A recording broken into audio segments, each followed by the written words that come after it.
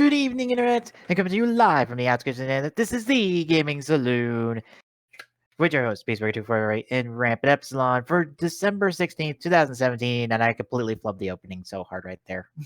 So It's all hard. out of order. All out of order. Oh my god.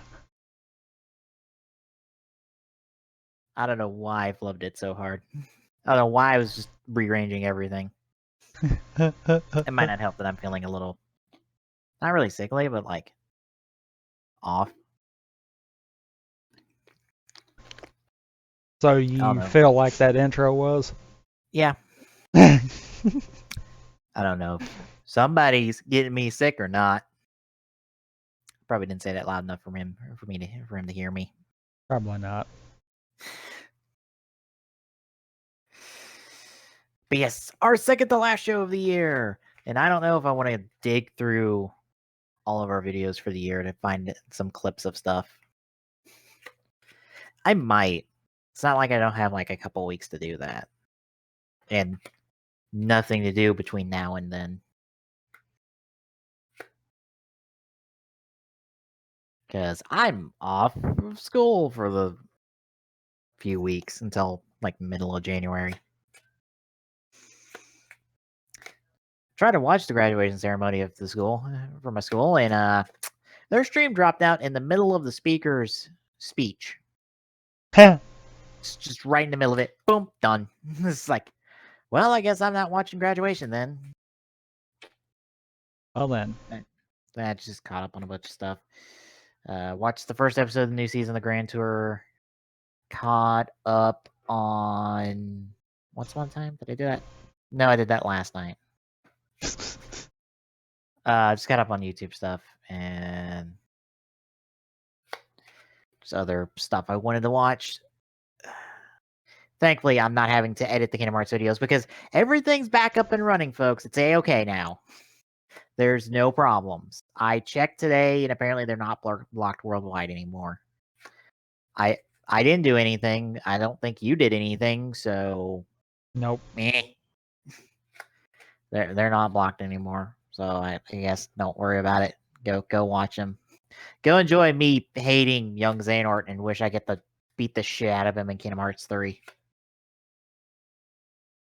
Which, I didn't put this in the article, it's mostly because there's still the question of if it's fake or not, but supposedly we got a leak that, Yeah, I saw that. yeah, that says Monsters Inc. is going to be in Kingdom Hearts 3. Which, Yeah. one of the people who, like, talks about Square Enix new stuff on my Twitter pretty much goes, if this is fake, this is a really, really, really, really good fake. That's what I saw with the article that I saw of it too. That pretty much if it was a fake, then yeah, it's a really good fake. Yeah, because all the dev console stuff is like actually what a dev console would look like, or not a dev. Yeah, the dev console would look like for the game. Like all the text is right, all of the all of the other stuff, image stuff is correct. Like it's all legitimate. Like it all looks legitimate. And if one of the people I follow on Twitter who covers a lot of news for Square Enix stuff is going like, yeah, if this is fake, this is just like a next level fake. It might just confirm this is legitimate, which is going to be weird because that means we get two Pixar movies in Kingdom Hearts 3 after having none for the entire series till now. Even though Woody and Buzz, I think, were supposed to be potentially a summon in 2 because they have models in 1 and 2. There's no textures, but there are models made of Woody and Buzz in the files of KH2. Huh. Yeah, Nomura has been wanting to put Toy Story in Kingdom Hearts for a long time. And it's only took till now where we're getting a canon story to the Toy Story story for Kingdom Hearts. Fuck.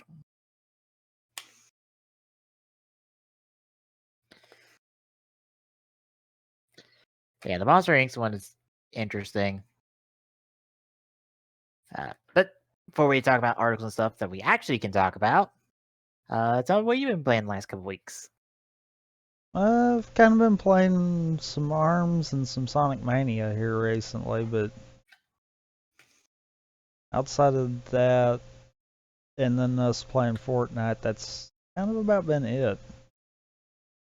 Well, I've got the new weirdest control scheme for a fighting game ever with Beast Wars Transmetals. For those that didn't catch the stream, I essentially have to hold the C stick in various directions in order to do moves. Like that's the weird. Like there's no button inputs to do moves. There's a button input to do a jump, and then there's two button inputs to transform, and that's it. Otherwise, you move and you move the C stick to do moves. Assuming your N64 controller has a C stick and not C buttons. Yeah, because didn't a lot of them have C buttons instead? Yeah, I think it depended on the manufacturer.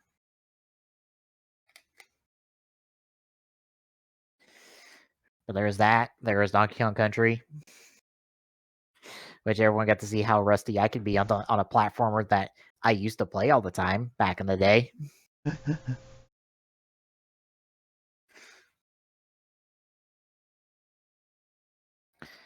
I finished up RE4 in the last couple weeks, I believe. Was it in the last couple weeks? I want to say. I believe it was. Yeah, I finished up RE4. I actually only had like an hour left, and I still had one regenerator that I could have tried the blind snipe. I tried. I got one shot. I didn't get the others before I ran out of bullets, and I was like, "Well, fuck this noise. I'm out. I ain't dealing with you." I haven't really streamed anyone else. Granted, it's like the last couple of weeks of school. It's been the last couple of weeks of school, and that's been been rough. But now I'm out, so I can relax until grades come in, and then I can stress out about grades and be depressed when they turn out to possibly not be good.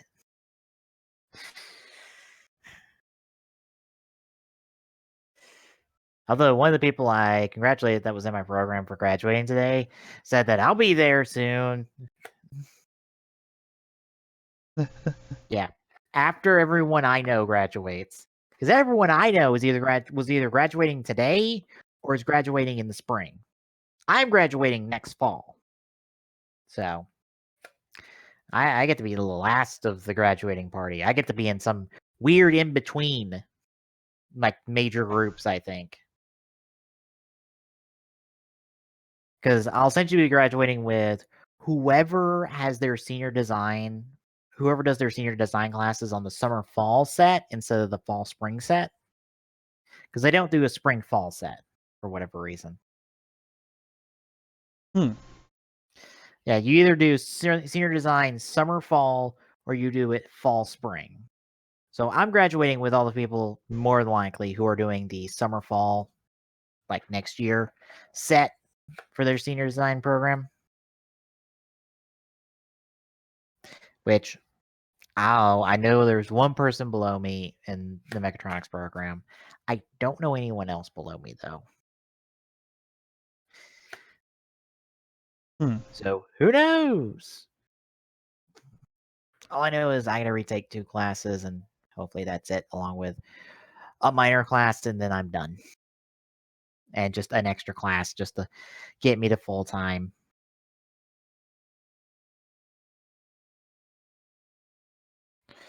And then I can like stress about possibly trying to get a job. Kind of feeling underqualified. Considering they just throw us in over the cliff and hope we fucking get everything. Yeah, college isn't stressful at all. Especially when you're like $40,000 in debt from student loans. Anyway. I'm down to only the special fusions on Persona 5 in order to round out the compendium. Which, once I complete the compendium and fuse Saturnile in the process, that's my last 2 trophies for the game. And I have essentially 100% of the game outside of completing the max S-Link run, which means I just fight the final boss or go through the final dungeon and beat the final boss. Like, that's it. That's all I'm missing. But I'm wanting to pick up all of the treasure demons, which are special personas that you use mainly for strengthening and fusing, because they have a whole list of abilities that can be gained by the persona you're fusing into. But I'm missing like 3, but they're low appearance rates, so I have to grind for money anyway to do all these fusions because I need like 500,000 in yen in order to summon all of the components. Because we're talking like 6-7 piece fusions, and some of those are in the high 60-80 level ranges, and if I don't have them on me, I have to summon them. And if you get up in those higher ranges, you're looking at 70,000 just to summon one of them. Jeez. Yep. And I am at max discounts, mind you. I'm at, I think it's a 75% discount in order to get them. 75% discount, and I'm still paying that much to summon these personas. Because you get a certain percentage discount for getting to like 25, 50, and I think 75% completion on the compendium. And I'm at that 97%.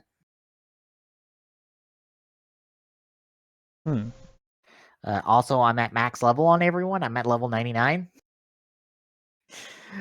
Which means, oh, this final boss is going to be a cakewalk because I can do in the thousands of damage range now on a couple characters, which is insane damage-wise for Persona.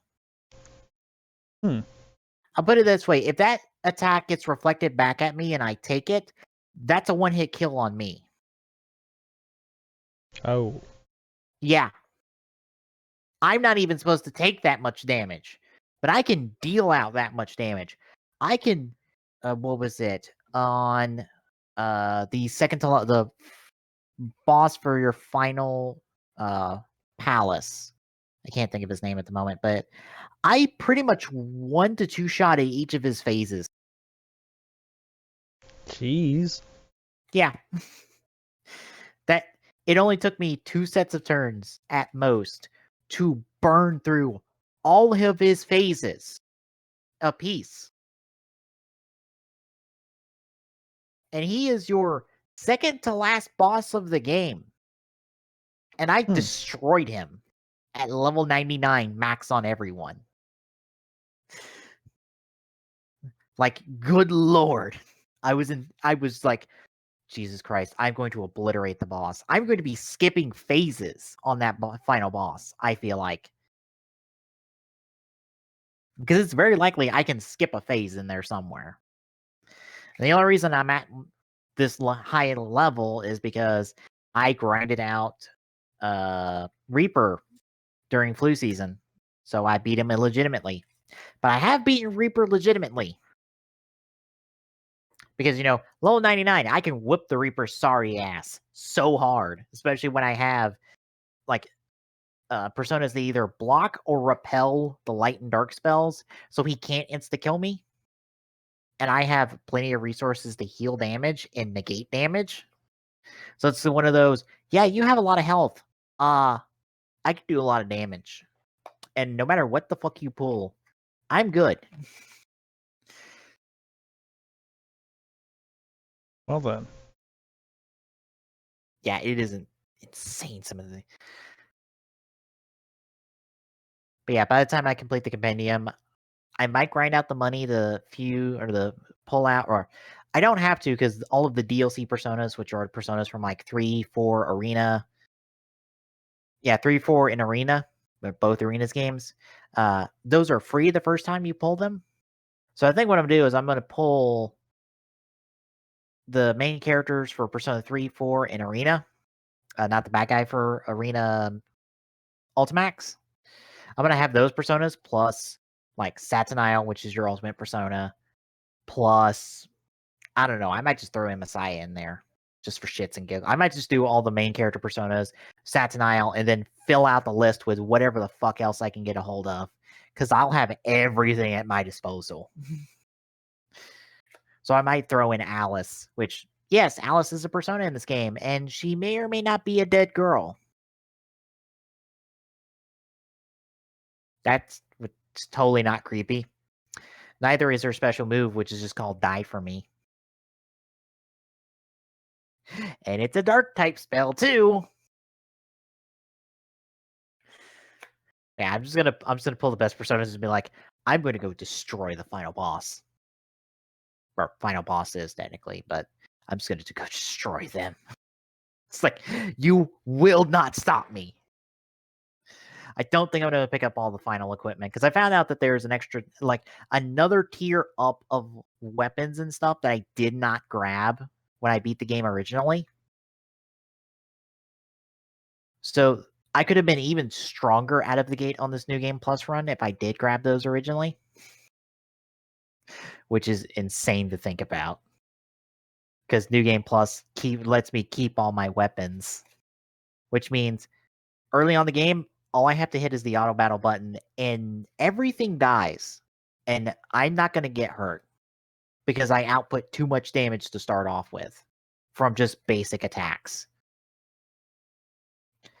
Because bear in mind, I'm coming in with a basic melee weapon that's in-game level in terms of its damage.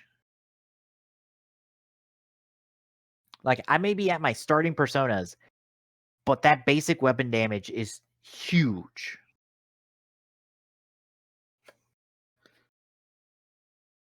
So, but that's something to work on. Also, would you be up for doing a little bit of Halo 3 at some point this next week or so? Possibly before Christmas?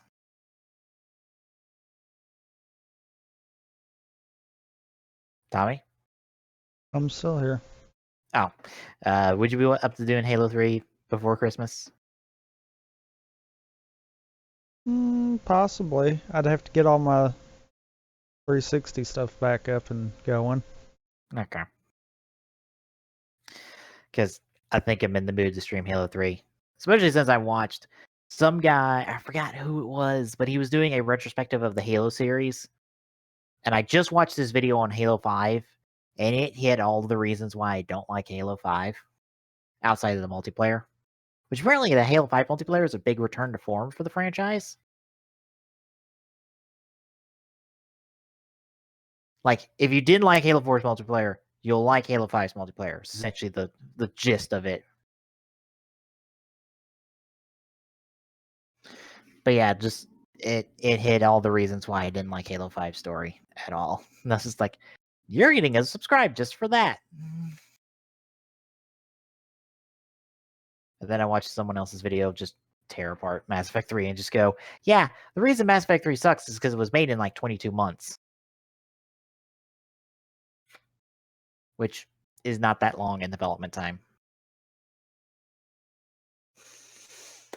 All right. You ready to talk articles? Cause, oh boy. The Blue Bomber is what we get to start with. Oh Because boy. Mega Man gets a new numbered entry. Mostly because Mighty Number 9 failed. And they were waiting on that to do whatever before they did anything new with the Mega Man. But yeah, details coming out of the brand new edition of Game Informer. Talks more about Mega Man 11, which I think based off the trailer, he might get a transformation thing when he's at low health, possibly. But some of the basic bullet points here are, we still got 8 Robot Masters. We're not changing up the formulas too much. This is essentially a 2.5D style of game. I don't think this article has any screenshots from the trailer that we've gotten recently, but it's a 2.5D style game, kind of like how Mighty Number 9 was, except doesn't look like garbage. Yay. We've got 4 difficulty modes. We got a zoom out on the camera.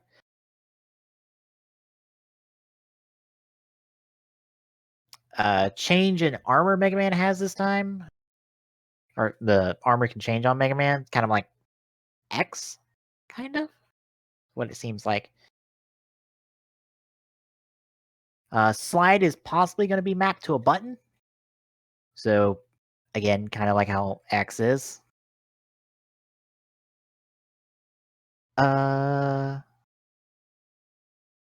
We've got one of the Robot Masters, Brickman.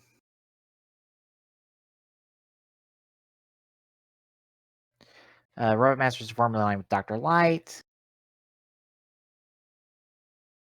Robot Masters weapons can have multiple functions. No female Robot Masters, although there was one that did not make the cut after pairing the weapons. And that's kind of it. But yeah, we got a new Mega Man coming, I think next year. Yes, next year. Sometime next year. So, and it's for PlayStation 4, Xbox One, and PC. No Switch, which is odd because Nintendo treated Mega Man really well when Capcom wasn't doing shit with him. So, what do you think? How you feeling about the new Mega Man? I don't know how to feel. I will say I do dig the Game Informer cover that shows all these different versions of just regular Mega Man that we've gotten over the years, including 3 different versions of the bad box art one. Actually, nope, 4. My bad, 4. 4 bad box art ones. Yeah, one of these was in Namco, or was it not? What is it? Street Fighter Cross Tekken as a guest character because reasons. I'm kind of excited to see where this goes. It can't be worse than Mighty Number 9. So I think we'll be okay. I think Mega Man will finally have a good game, just like how Sonic finally got a really good game this year, going back to basics and not in 3D. At least for most people. Well, ready to see who won the Game Awards? Because some people were really scared about that Game of the Year award. Really, really scared about it. But just to go down the list real quick, I'm just going to name off the winners because we went over what all got nominated a few weeks ago. Most anticipated went to Last of Us Part 2. Best score music went to Nier Automata. Best handheld went to Samus Returns. Trending gamer went to Dr. Disrespect. Sports or racing game went to Forza 7. Esports went to Overwatch. Mobile went to Monument Valley 2. VR AR went to RE7. Narrative went to What Remains of Edith Finch. Action game went to Wolfenstein 2. Art direction went to Cuphead. Strategy went to Mario and Rabbids Kingdom Battle. RPG went to Persona 5.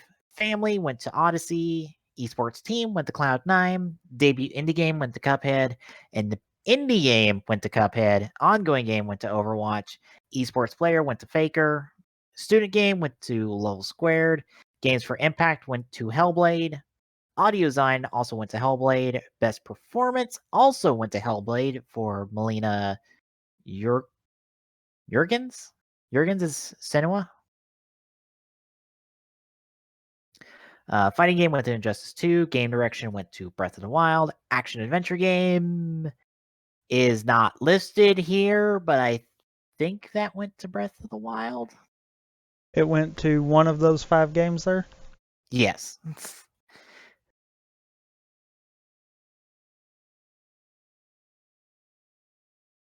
Let me look.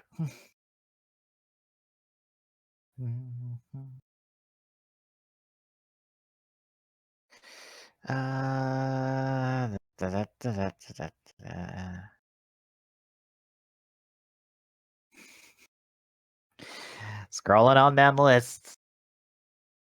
Oh god, please tell me this is. It actually did go to Breath of the Wild.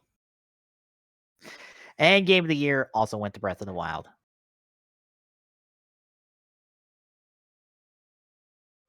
Multiplayer experience did not get awarded. And Industry Icon Award went to Carol Shaw, who was a developer at Atari and actually made, I don't know if this is the case or not. I kind of assume it is the case, considering when it was made, one of the first top-down shmups for console. Yeah, she is was a female game developer for Atari way back in the day, developing stuff for the Atari 2600, and she made several games. And she was a very sweet person in her speech, and it was one of the really good moments from the awards. Otherwise, it was a lot of shilling for products, a lot of reveals. Some of them were kind of interesting, some of them weren't. And the guy for that Prison Breakout game from EA, the guy that's developing that, Yeah. went and said "fuck the Oscars" live on air when he was being interviewed by Jeff Keighley.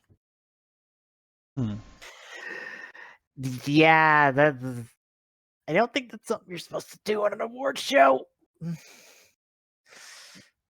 But oh well.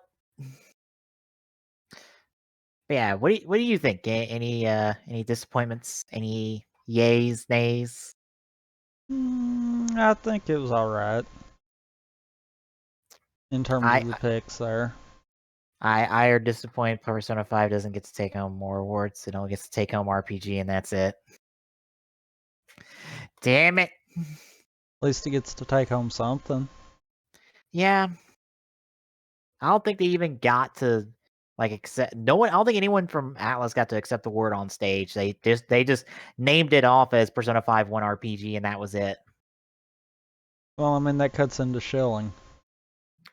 Yeah, I think most of the awards were handed out in just a quick fire of award announcements. Only so many awards got handed out, and it was I think less screen time than all of the product shilling and game reveals, which also included eBay. That's a first for me, at least.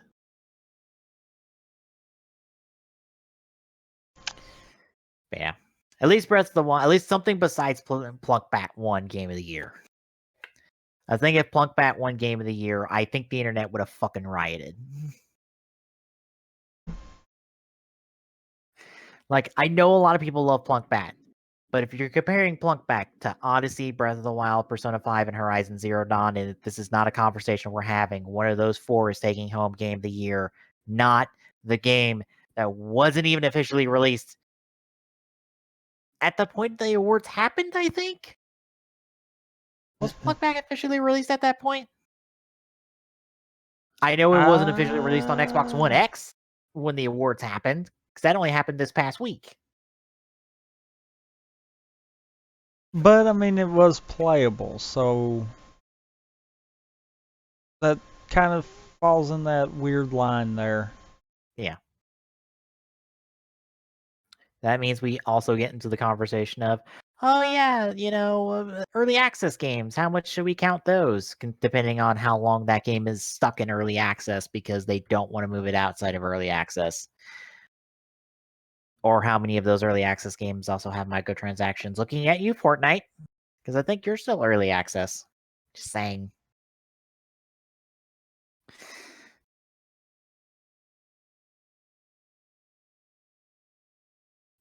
But speaking of reveals, I'm going to highlight this one first because it's probably the most surprising one we got at the show.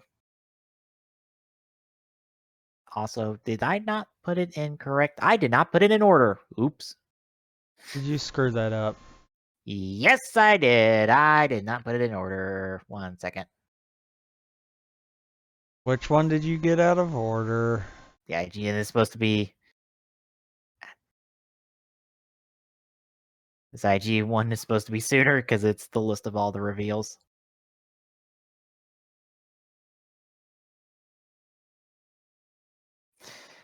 But I'm just gonna highlight one first. One, bias. Two, it's probably the most surprising reveal there because I sure as hell didn't see this coming. Because we have a new Soul Calibur game coming. I say again, we have a brand new Soul Calibur. What? I thought like 5 tanked the entire franchise because the only thing we got after that was I think a free to play game on console that was super not good and no one liked. And I think it's dead now. Sounds right. Yep. Yeah, Soul Calibur 6 was announced at the Games Awards. It will have a epic story mode, revamped gameplay mechanics, and dynamic fights enhanced by cinematic style combat. Essentially everything they're doing with Tekken because it's the same developer. We have a reversal edge system that's being introduced that will allow you to defend against an attack and directly counter it. It's essentially just kind of like a flashy reversal that you'd expect now, like kind of like Smash Brothers with like Shulk's reversal. So you kind of get the dodge and then the hit back with it. Is the best way I can describe it. It's being developed with Unreal Engine. We've only gotten 2 characters shown off, Sophitia and Mitsurugi. Mitsurugi looking especially young in these screenshots. Sophitia not dead and also probably doesn't have her kids because I think they've confirmed this. Yes, they've confirmed that the story is going to be going back to the original Soul Calibur. So I think we're getting a Mortal Kombat style reboot where this is a numbered entry essentially, but it's a reboot because we're gonna take everything back to square one and then go forward from there. And Sophia may or may not have memories of the future that she's trying to avert because she has 2 kids that get horribly screwed up in the future. Like her daughter gets corrupted by Soul Edge and is stuck being corrupted by Soul Edge.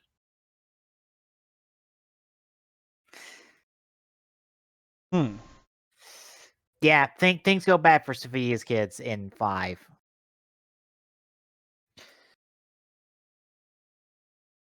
But yeah, I'm excited for this. A new Soul Calibur. Hell yeah. I would assume not much interest because I don't think you've ever played a Soul Calibur, have you? I have played, was it 3 that was on the GameCube? Yes. I have played that one, but outside of that, not really. Yeah. The one that had Link as a guest character. Yep. And Heihachi on the PlayStation and Spawn on the Xbox because we couldn't put Chief in there. Because we didn't know who else to put in the Soul Calibur game that would fit. That would be an Xbox branded character. Oops. Well, to be fair, that was kind of early on the Xbox era too. So Yeah. really at that point, Chief wasn't even the face of it either. I think we had Halo 2 at that point. Was it that far? I know Halo 2 was kind of late end of Xbox.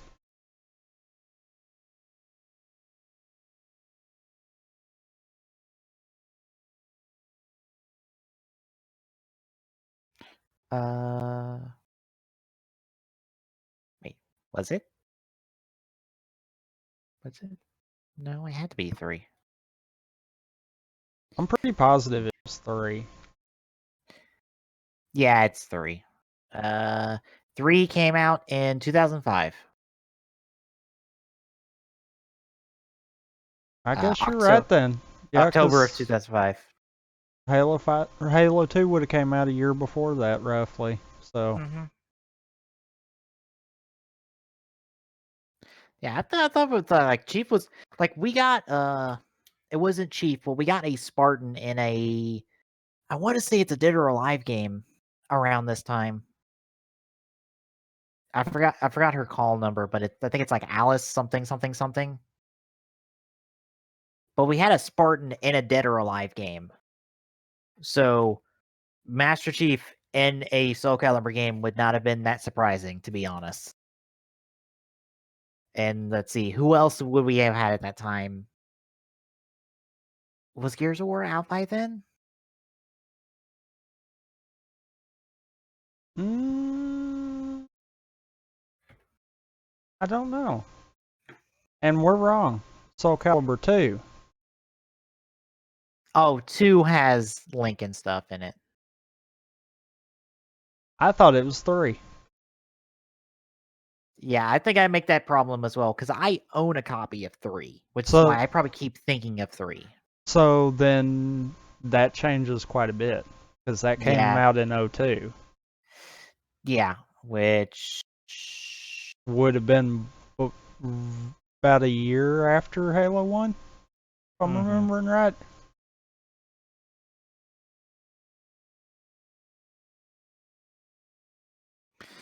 Yeah, about a year after. Yep. So, yeah, Chief kind of wouldn't have been a good fit right then. Mm-hmm. And I'm pretty positive at that point Gears was. Well, I know Gears couldn't have been. The first Gears was a 360 game. Yeah, we're talking original Xbox. So we had Conquer, which at that point was already part of Nintendo beforehand. So yeah, no, I don't think we're putting Conquer in Soul Calibur. I mean, that probably would have been funny. Yes. There's another character platformer that was on at the time, but I can't think of the name of it. I've heard the name recently. Because Ty named his cat in Monster Hunter World after it. I'm looking at the moment. Oh, of course you put it in the wrong order. Because I know it's launch. Release on release, thank you. I don't care.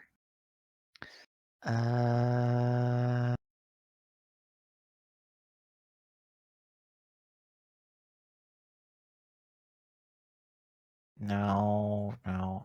Damn it, I'm not seeing it. Oh, wow. That really was kind of just the awkward phase for Xbox at the time. Yeah. Like, it didn't really have anything that could just signify what it was that early. Everything that kind of made the Xbox what it is kind of came out after. And by after, I mean like close to the end of the Xbox era. Yeah. I mean, hell, Halo, was it Halo and Halo 2 or no, Halo 2 was the only reason to get Xbox Live back in the day? Like, nothing else sold Xbox Live like Halo 2 did. Yeah. I mean, it really kind of paved the way for online multiplayer in terms of consoles. Wow, Splinter Cell wasn't even out by then. Because Splinter Cell came out in November of 2002. Jesus. And I'm not seeing what I'm thinking of. So that wouldn't even count in that case. I did see BMX Triple X, but no, nope. Nope. I don't think that's gonna be connected to any game ever again. For those wondering, that's kind of a porn game. It was one of my examples of, oh, you think that these games are bad. Here's a whole bunch of games that you probably never heard of that are far worse.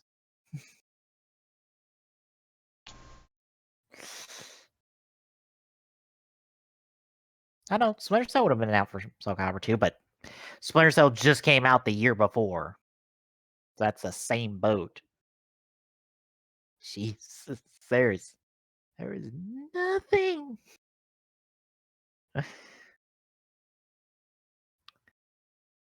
yeah, I'm still excited. I'll keep an eye out on it. I'll probably be picking it up on PlayStation 4. I am curious to what new guest characters are going to do since they've done, Heihachi, Link, Yoda, Vader, and the Apprentice from Star Wars. They forgot to mention the Apprentice from Star Wars because they were trying to really hard sell you on the Force Unleashed with Soul Calibur 4.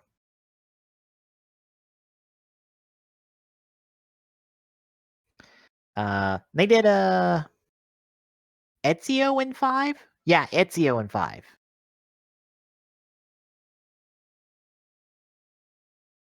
But speaking of other reveals, Well, we got I do want to mention this though. what? I do know that it won't be Mario because it's not coming to the Switch.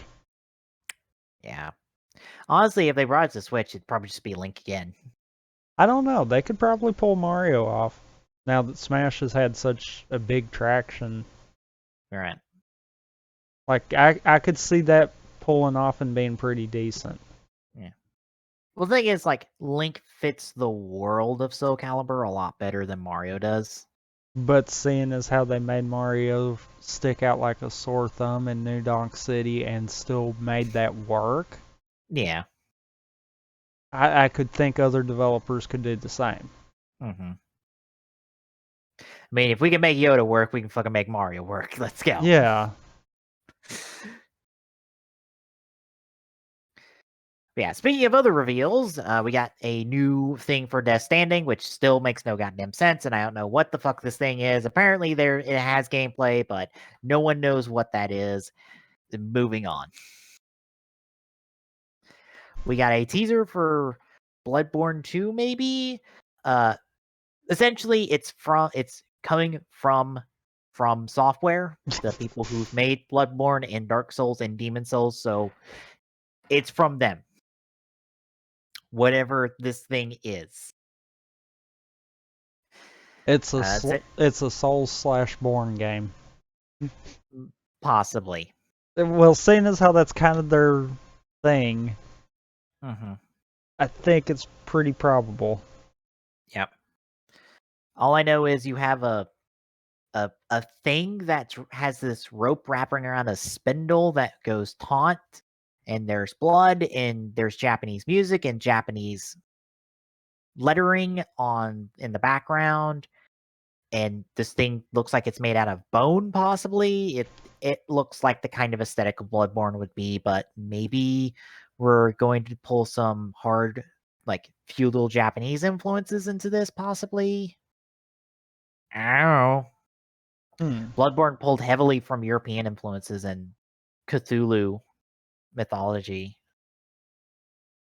Maybe we dig hard into Japanese mythology and feudal Japanese era stuff. So are they going to have a different name for it then?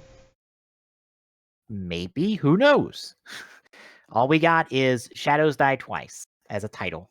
And that might not even be a title of the game. That might just be the title of the teaser. Or just a project title. I don't know. Or Nothing both got said right now. Yeah, nothing got said at PSX, even though I think Jeff Keighley said that was going to show up at PSX the following weekend, and there was nothing for Shadows Die Twice as far as I saw from PSX coverage. Hell, there was nothing from PSX, to be honest.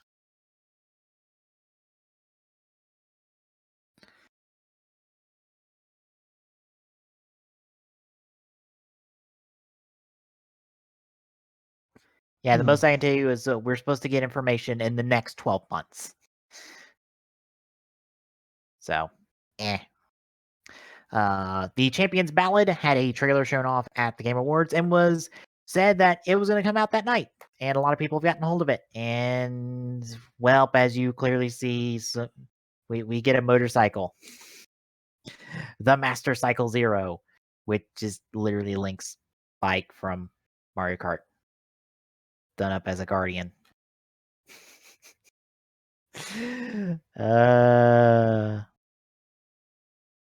It's a shame a lot of the story stuff is about on par with how it's been for Breath of the Wild, where it's just, hey, this is kind of neat. Wish there was more of it. Yeah. But in better news, not only is the Bayonetta 1 in 2 package deal from the Wii U coming to Switch, we're also getting Bayonetta 3. And in the teaser trailer we got, Bayonetta got the absolute shit kicked out of her by I assume, our bad guy, and possibly bisected from the looks of it. It seems like Bayonetta's in some serious trouble, which is weird because Bayonetta never really loses her calm in either one of her games. So a villain pushing her this hard is ooh. But yeah, all 3 are coming to Switch. Bayonetta 1 and 2 are going to be coming in February, but 3 is still in development. And for anyone who complains about this, remember, the only reason you got 2 is because Nintendo paid for it. Just saying. We already talked about Soul Calibur 6. In the Valley of the Gods is another one of those walk around adventure games, essentially. Fade to Silence is a character-driven group survival game. I don't think I've seen this one. Oh no, I have. It's a survival game from the looks of it. You're out in the cold trying to survive. Yay! Dozen of those on Steam right now. Plunkbat's 1.0 release trailer got shown off with its desert map, which is out right now. So, yay for those people playing Plunkbat. Sea of Thieves is getting a release date for March 20th, 2018, according to its trailer. Dreams is getting a release window of next year at some point in those 12 months. That's the one coming from Media Molecule, the folks behind Little Big Planet. I think we got a little bit of it at E3 this year. I think so. Yeah. Oh yeah, A Way Out. That's the game I'm thinking of. Yes, that guy from A Way Out. A Way Out's coming March 23rd, 2018. That is the 2-player prison breakout, kind of old action movie game from EA. Huh. Yeah, the split screen requires you. It's like standard normal split screen. It's not online split screen. It's only local. And even if you do play it online, it acts like a local split screen. That's actually kind of cool. Yeah.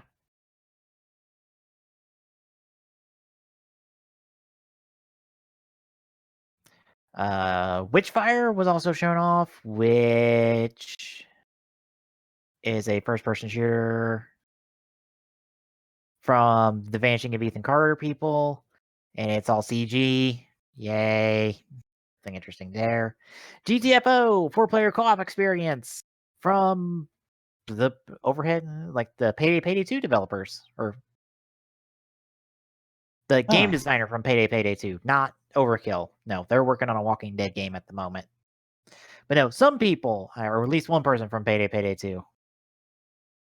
It looks kind of interesting, kind of Aliens in a respect, but eh. It looks kind of CGI. CGI. Yep. Metro Exodus was shown off once more. World War Z is getting a video game. Vacation Simulator was also shown off. For those of you loving that VR simulator stuff. Counting Plus for PlayStation VR, Fortnite announced its 50v50 mode, which also was released that night. Warframe had, I think, a couple community trailers also shown off. And then we got the list of the winners. Yep, again. I found the list of the winners first before I could find a list of all the reveals, and I was like, I just need a list of reveals. I already have winners. So yeah, that was it for the Game Awards this year. What do you think of all of our reveals? Of course, we never really expect a lot of big surprises to come out of this, though. At least not now. Like before, I mean, what was it? Arkham Asylum was announced at a Game Awards. I think it was one of them, anyhow. I think it was one of the first couples. Like the Arkham games were first debuted at the Game Awards. Like Arkham Asylum and Arkham City were first debuted at a Game Awards, I believe. So like that's a big thing. But like Soul Calibur finding out that hey, it's not dead. Yay. Champions Ballad getting released that night during the Game Awards. That's cool. Beta 3 getting announced along with 1 and 2 coming to Switch. Yay, more things to possibly add to my backlog. Because I might want to go through the entire trilogy at that point. Honestly, I haven't played either of the Bayonetta games, so that might give me a reason to do that. Yeah. I mean, I know they're on the Wii U, but I spend more time with the Switch. Yeah, it's the same villain. Like, yeah, I'd probably come closer to playing all three on the Switch. Also, I love how the top 5 trending articles are all Last Jedi related for IGN right now. Yep. And all of them I can't touch, even though I want to dig into this conversation of why people don't like Last Jedi. Like, critics love Last Jedi, and a lot of the people on my Twitter love Last Jedi, but some people kind of, I guess, are disappointed by it. But I'm like, you and me had this conversation before the stream, and I'm just like, I have a feeling that what you said is what it is. That people just don't want the change. Yeah. Yeah. Like, people looked at 7, saw it was playing by New Hope's book, and we're expecting 8 to play by Empire's book. And from what I've heard, no, it's not. It is playing by its own playbook now, and it is doing something completely different. And a lot of people are loving that, and some people are not liking it, especially when it's like the people being nitpicky about shit in it.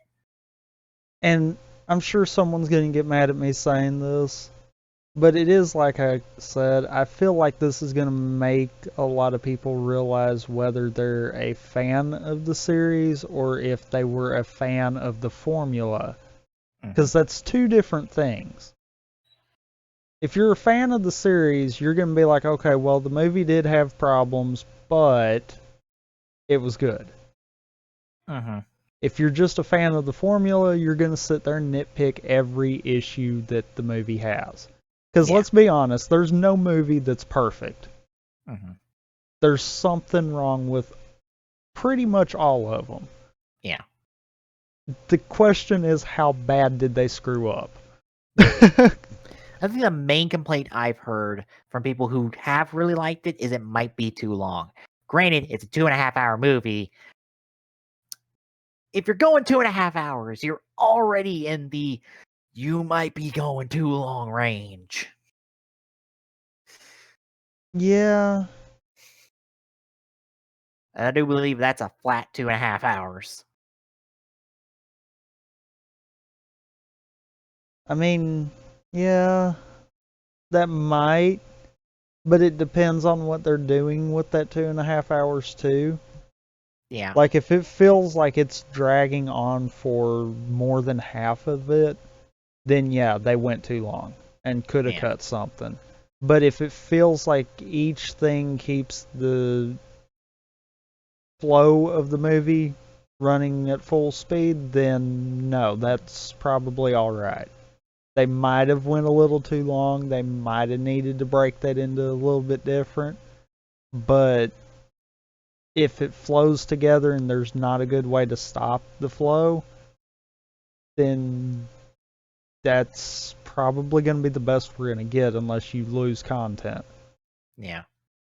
I think from at least one critic that went in depth with his thoughts, he talked about how there's a portion in the middle that could have been cut out because it doesn't feel that necessary, but there's a reason that it's there that plays into the whole overall movie. So it's kind of it's here. It needs to be here, but like, it's the most iffy thing in the movie that probably could have been cut, possibly, depending on how things were. So then that kind of tells me that they probably should have played it off a little differently. Mm-hmm. Like, maybe they could have still covered the same concept that portion of it had, but with a few lines of dialogue, kind of fill in that gap instead. Yeah, but apparently the scene's really good, so it's like, you don't want to lose the scene, but it's one of the more superfluous thing. It's like the most superfluous thing in the movie. Hmm. But like, it's really good. It's like, eh. Just trying to find the balance there, and then there's no good option. And I mean, sometimes that happens. Yeah. I mean, I feel like, even though this probably sounds kind of bad, I don't mind a movie going longer than it should than shorter. Yeah. If you go longer, at least you're trying to do everything you want to do. If you're going shorter, by God, you're going to leave stuff out and you're going to leave people confused. Or at least leave people questioning why you cut it as short as you did. Yeah.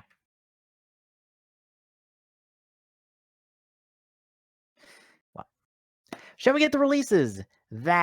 You skipped one. Did I? Oh, right, I did skip one. Oops.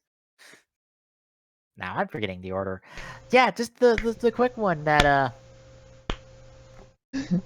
Yep. Yep. Also, super yep on this headline just says everything that needs to be said for this article. It's just, yeah, Yep. yeah, yeah. Ryan Reynolds will be Pikachu in the Detective Pikachu movie. That's coming next, 2019. It's like next year. No, 2019. And is it bad that I really am hoping that they just kind of go all out with this? Especially now that we know who all's going to be tied to it. Yeah. It's like, please embrace the crazy idea this is and just go ham with it. Yeah, and for those wondering, Detective Pikachu has also been rated. The game has been rated in Europe right now by Europe's equivalent of the ESRB. I forgot what it's called. But they rated the game. Peggy. Yeah, Peggy. Peggy rated the game. Which, if a game gets rated, it's going to get a release. It wouldn't get a release otherwise. So, I guess this means we're getting Detective Pikachu in the States at some point. I would hope so, considering we're getting a movie based off of it, and I'm sure people are going to be really confused of like, wait, we're getting a live action Pokemon movie. Yes, yep. About a Pikachu that can't do any of his moves, and he's a detective in London. Considering this movie's going to be shooting in London, mid-January next year. It's like, yes, and he's kind of like Sherlock Holmes. Yes. Why? Because they made this game in Japan about this. Because I don't know.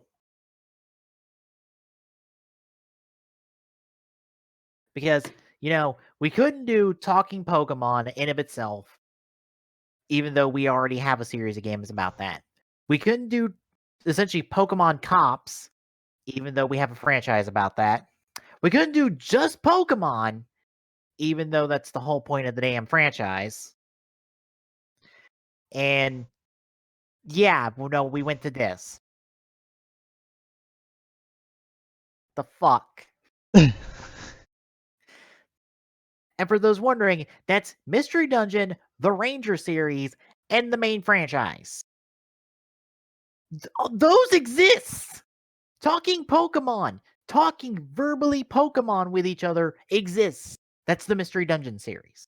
Like, you could probably turn that into like an hour and a half animated film for kids real easily. Like any one of those games. We have Pokemon Cops. It's called Pokemon Ranger. And I feel like you could probably turn that into an hour and a half movie that'd be super good for kids. And then you have the franchise itself that's had theatrically released movies forever. We're about to have our, what is it, the 20th movie now? Yeah, but we don't have a crime-solving Pikachu that can't do any of his abilities. 21st. No, 21st. We just had our 20th. 21st animated Pokemon movie that's been theatrically released. In Japan, at least. Love the fact that you completely ignored what I just said there. I know.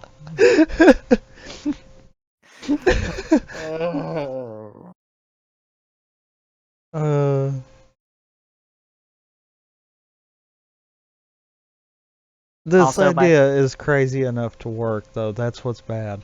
Yeah. Also, you know how that the new Pokemon movie is kind of this weird, not quite reboot, but retelling of series of the show? Yeah. The next movie is a sequel to that.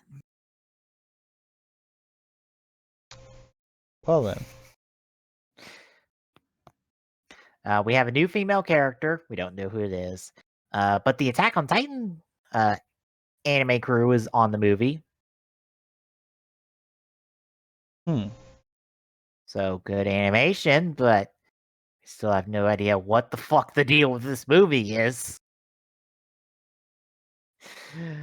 Uh,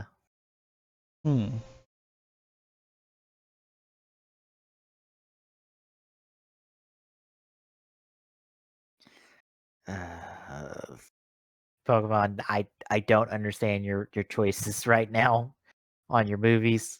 Granted, I don't understand your choices for the anime that has Ash be the one in charge of Nebby instead of Lily, even though Lily being in charge of Nebby is like the best part of the Sun and Moon story by a mile. So they forcibly shoehorned Ash into that part? Kind of. They pulled Lusamine way back.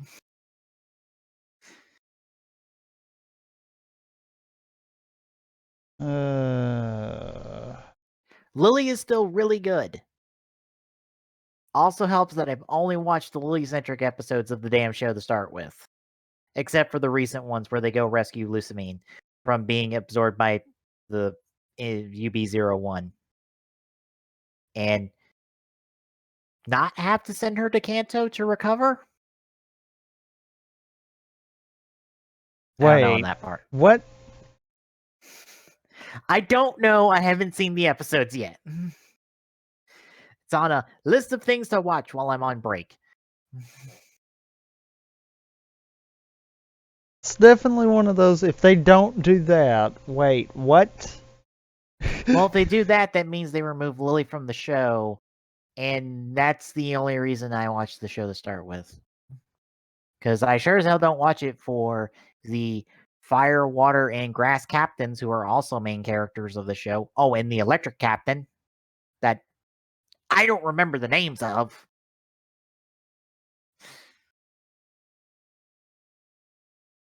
I don't either.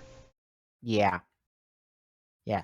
4 of them are main characters alongside Ash and Lily in the Pokemon school they're all attending.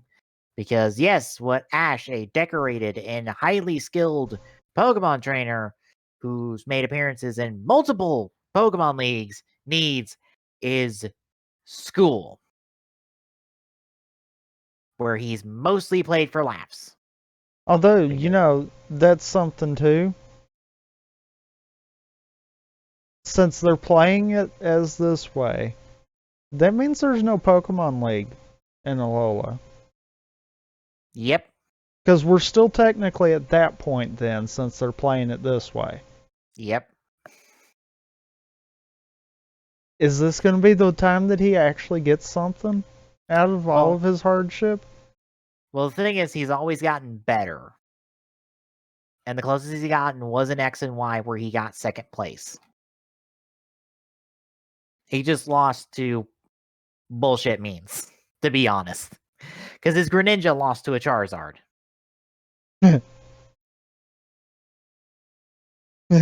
Stupid, I know. Especially when, special superpowered Greninja against Mega Evolved Charizard, he still should win!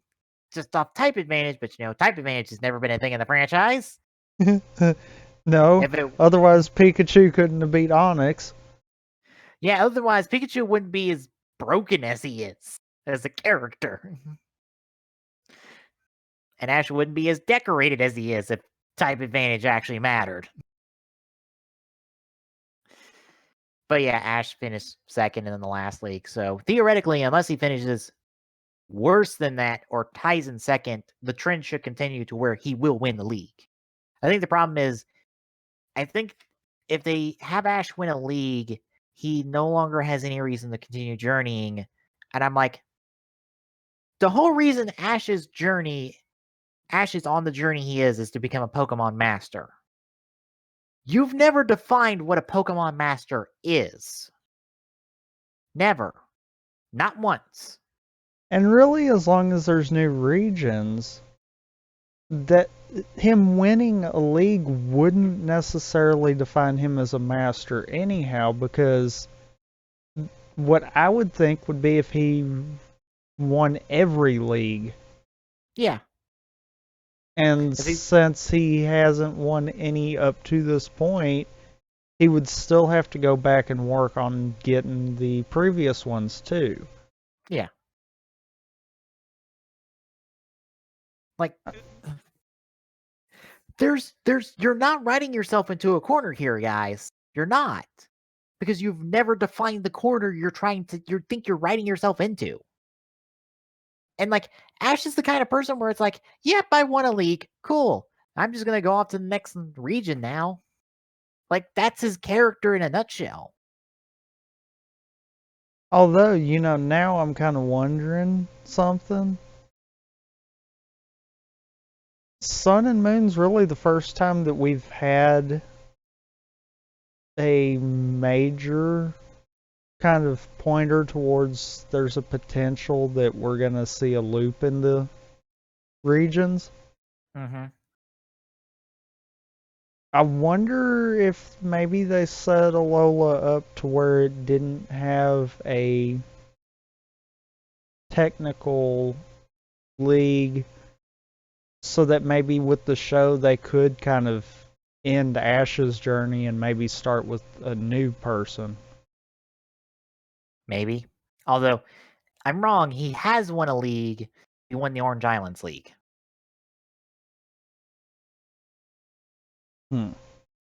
Which goes on to further prove my point. He won the Orange Islands.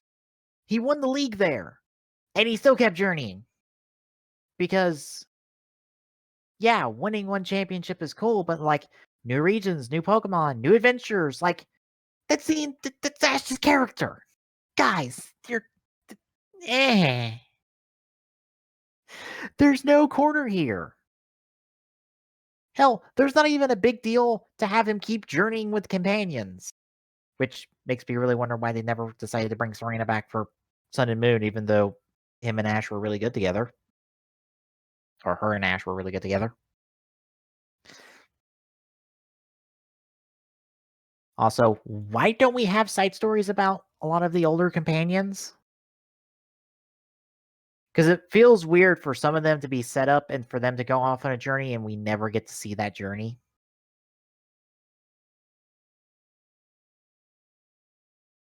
True. Maybe Okay, actually, though, that would play into what I was saying. Because you think about it, if they ended Ash's journey and started with someone new, they could make that new character wind up crossing paths and kind of finding out about the characters we've known.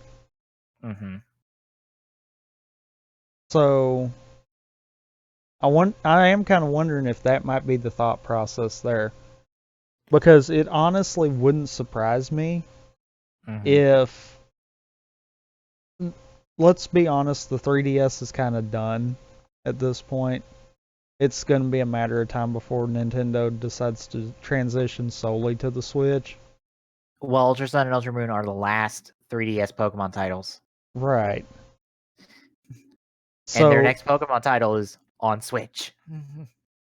it wouldn't surprise me if the next Pokemon title wouldn't be like the entire world concept, where all of the regions that we've seen coexist all this time are accessible, and kind of have like a moderate open world Pokemon game. Yeah. You gonna do what you did in Gold, Silver, and Crystal, where you just go from region to region to region. Yeah. I could completely see that. Which at that point, how could you write Ash continuing his journey? Yeah. Because it seems like they keep building the games around what they want the show to follow. I think it's the other way around. They keep building the shows around what the game's around.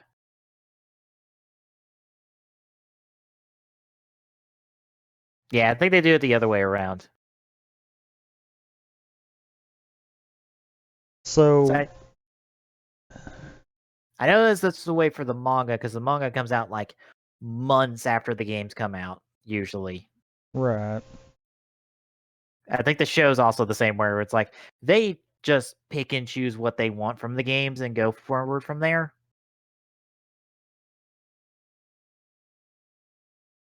That's why, while Lily's not in charge of Nebby, she does get a Alolan Vulpix that she does nickname. So keeping that aspect of her character from the game. But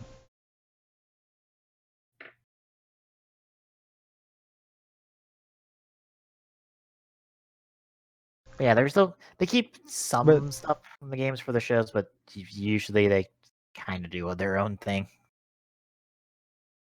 So looking at that, then, if we did have some kind of like an open world where it had a revisit from all the regions we've seen already, what could they do with the show that they haven't already done? I don't know. Which makes me really wonder what's the point of all these reboot movies, and I'm wondering if that's not where we're just gonna go, all right, Ash is in the movies, and we're just gonna finally do something new in the shows. Like, I feel like that's where we're gonna have to get.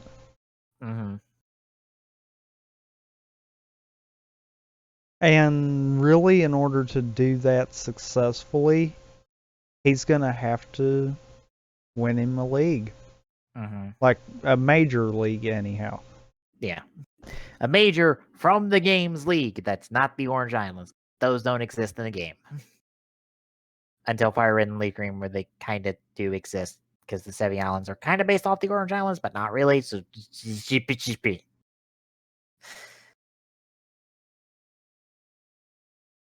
So it's gonna be interesting. And quite frankly, I would be completely on board for a open world-esque Pokemon game. Yeah. Especially one that would have all the regions and all the Pokemon. That would just be fun, just to be like, well, I can catch my bird Pokemon here, or I can just wait like 3 regions and catch the rare Pokemon I really want. It's just like you could do a lot more diverse teams on your journey, I would think. And see, what you could do too is you could set the game up to where the goal is to kind of play whichever region you want and become the Pokemon master of of any one region or all of them. Yeah. It's one I'm of trying. those, I could see that something like that could be kind of on the big scale there. Mm-hmm. I was trying to remember what Tom Fox was talking about. How I think he was talking about how he would like to see them try to randomize what gyms you go after, or you can pick and choose what gyms you go after. But you run into how do you structure the story then? Because usually the gyms are your big story checkpoints. Well, if it's an open world situation, it would be just like Breath of the Wild. Mm-hmm. You can't fight, well, you can fight Ganon, but it's going to be harder if Mm-hmm. you go straight for the end. But change that formula to where instead you do have to actually beat the gyms. That way each one's still essentially a checkpoint for you. Yeah. You could set each of the gyms with like level variations. That way there would be a defined path, but if you wanted to change that path, you still had the option. Because I Mm-hmm. mean, you can grind. We know that. Mm-hmm. You can do that in the games right now. Um, but kind of have it set up to where there is a linear path that you could follow, but you could also decide to say, you know what, screw that linear path. I'm going my own way. Yeah. I was trying to think how to do that in the traditional like 8 gym setup, and it's like the best way to do it would just be have options on gyms. Like you'd have like 2 gyms you could go after. You could go either or, but depending on whatever first one you did, you'd have to probably go and do the second one next. Like it'd have to be you could not pick whichever the 8 gyms you could do and just go. It would just be you can either go to this gym or that gym, or maybe one of these 3 gyms if we're feeling really frisky. But the hard part of doing a lot of choice in a game, especially when it ties to story, because this is the same problem all the Telltale games run into, is you got to figure out how all those paths go. And the more those paths branch off and the more branches there are, that's more work. That's why I'm kind of like, you could set it up to where it has a clear linear path. Mm-hmm. Like, okay, case in point, fire red and leaf green. Mm-hmm. You have a straight linear path with the gems. You could essentially take that same concept in terms of leveling for the gems and kind of force it to where you're supposed to be going a certain way, Mm-hmm. but at the same time there's still that element that the player could just say, you know what, I'm going to skip this gem, come back to it later, and they would have a little bit more work in store for them, but they could technically do that. Yeah. That would probably be the easiest way of going about that. Yeah. I do think, though, they would have to have something, especially because of how many regions the Pokemon games have had. If they did something that big, they would have to lock you into one region at a time. Yeah.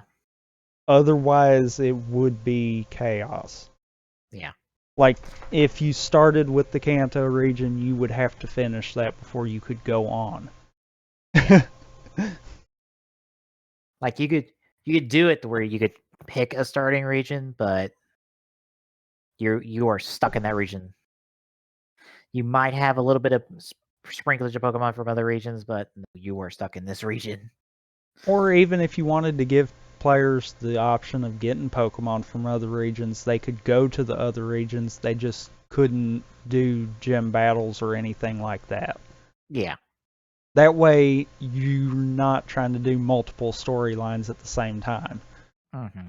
Sometimes I feel like that's where Breath of the Wild falls into the issue area there. Mm-hmm. Because you can have too many side quests going on, and a lot of the main quest stuff, you've always got that illuminating you can fight Ganon at any time, but the Divine Beasts you don't have to fully finish. You could actually start all 4 of them, not finish any of the 4, and have all 4 open at the same time, and it's like, that's kind of a downside. Yeah. Instead of setting it up to where once you start you're kind of locked there, they still kind of give you the opening, and it's like, I don't know.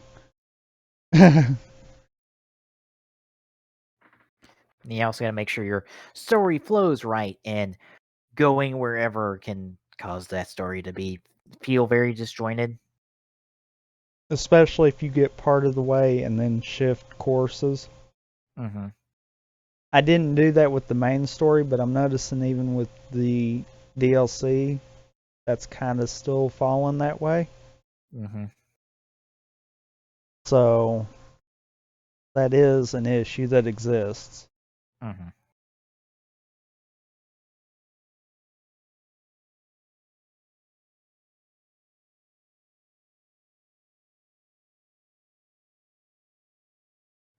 Oh god, I didn't realize that. What? One of the pictures from next week's build episode, Sento is doing the same hand gesture Shotaro does for Count Up Your Sins. Huh. All the throwbacks. Well, that gets even weirder because I forget which of the games it is. I think it's one of the mobile games for Ryder. It has Xaid saying the Count Up Your Sins catchphrase with Dummel and doing the pose. Well then. Yeah, I think it's from the coin one, Batisol or Bertisol. I forgot how, not sure how to pronounce this, but I know it's the ones with the coins that are from Xaid. Because those were a game for a while. But it's the one that involves those coin power-ups from Xaid. But I was like, that's awesome. I would love context for that. But you ready to talk releases? I guess so. Most of which are Switch. I'm not kidding, by the way. Literally almost every single one is a Switch release. Especially on the 21st. Whoop, wrong one. I clicked wrong button.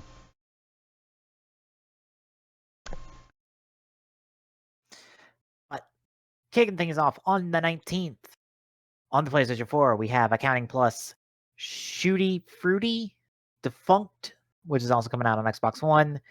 Xenon Valkyrie Plus, or in Xenon Valkyrie Plus. On the Switch, we're getting Brawl Out, Crawl, and Dragon Fang Z, the Rose and Dungeon of Time.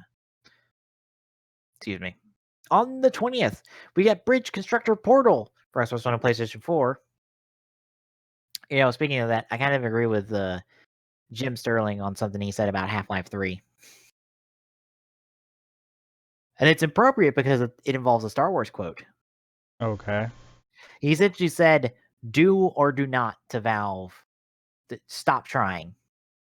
Essentially, either confirm you're working on Half-Life 3 and fucking do it, or drop the fucking teasing, drop the bullshit, and just say it's canceled. That's it.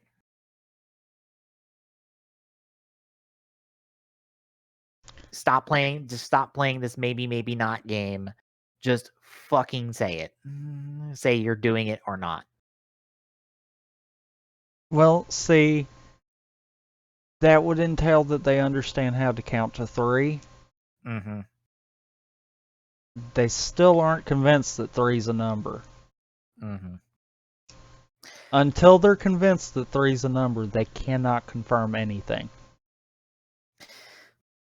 Which means they can't do anything for Left 4 Dead or Portal. And I think Jim's early even said, it's like, look, if you're not going to make games and you're just going to focus on making all the money in the world with Steam and your essential almost PC gaming monopoly, fucking pass that shit off to some developers who will actually fucking make games.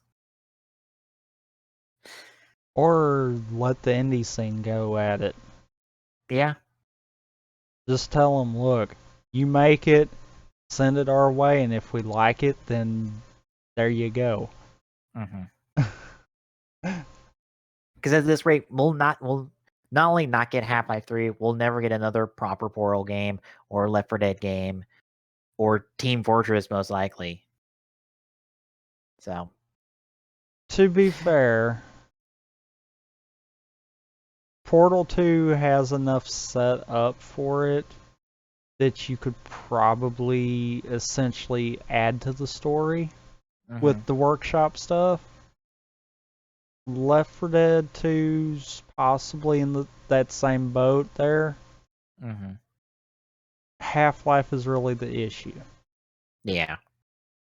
Because there's not really a good way of going about it. At least not like the other games. And it's like, yeah, that can be where the issue's coming in.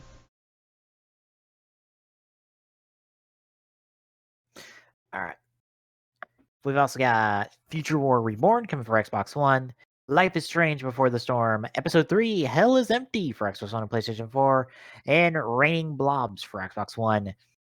And then on the 21st, all on Switch, Blossom Tales, The Sleeping King, Frederick, Resurrection of Music, Guns, Gore, and Cannoli?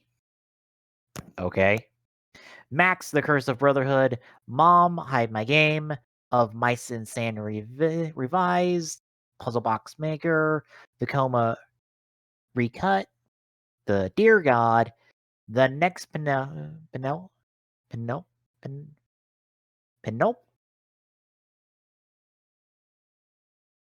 Oh, Penelope. Wow, I derped super hard on that word. The Next Penelope. Jesus Christ. I can't read. Tiny Metal and Tiny Troopers join Ops XL.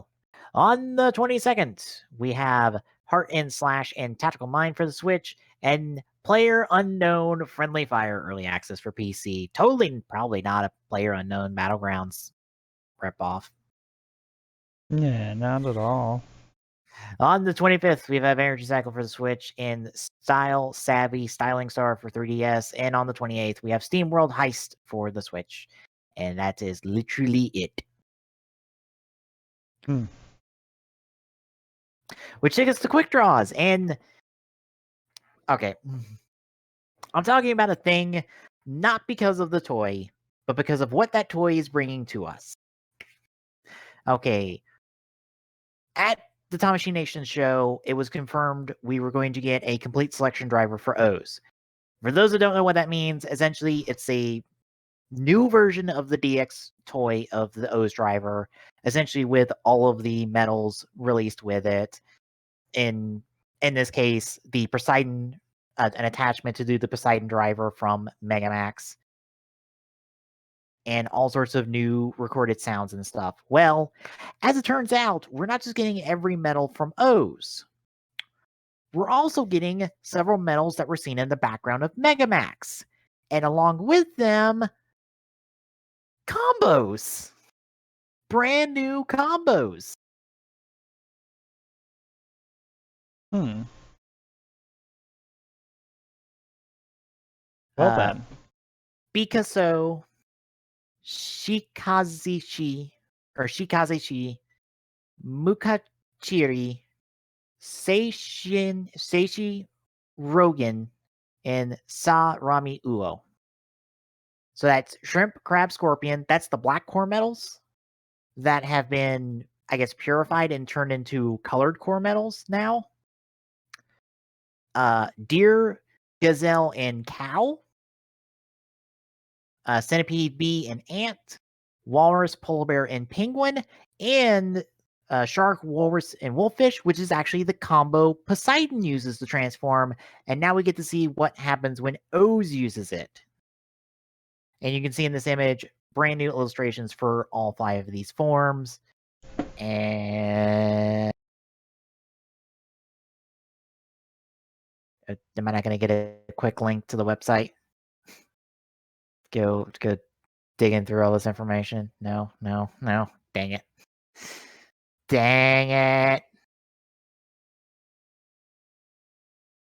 But yeah, all this stuff is getting official stats and like official information and stuff for it.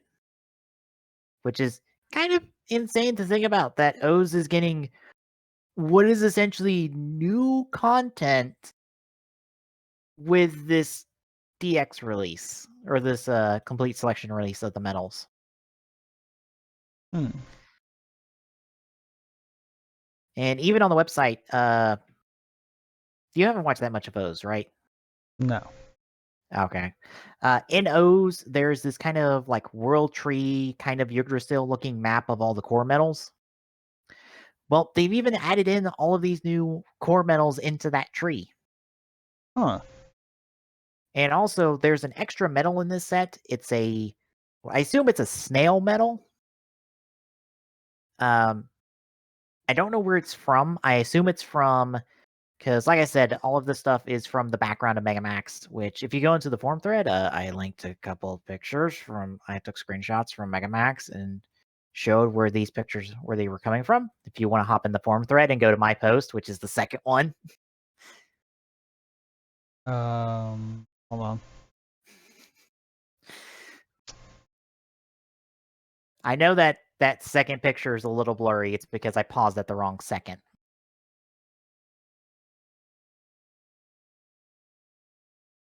I'm not seeing it there. Oh, that's because you got dumped to the second page. You have to go back a page. When you do the click to go to the form thread, if there's enough posts, you get dumped to the second page. So if you go back to the first page, scroll up to my post. Seeing it yet? It's actually third post, my bad. See the post, yeah. Alright. If you look at those images, that's where these metals are coming from. I don't see any images with it, though. Did you go into the forum topic, or are you just in like the comments on the article? Okay.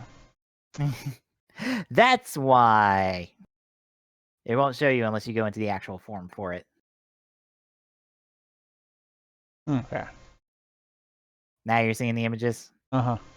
Yep.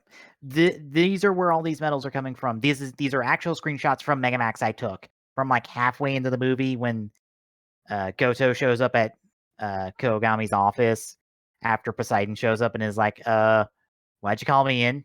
It's like, shit's going down. I need you to be birthed again.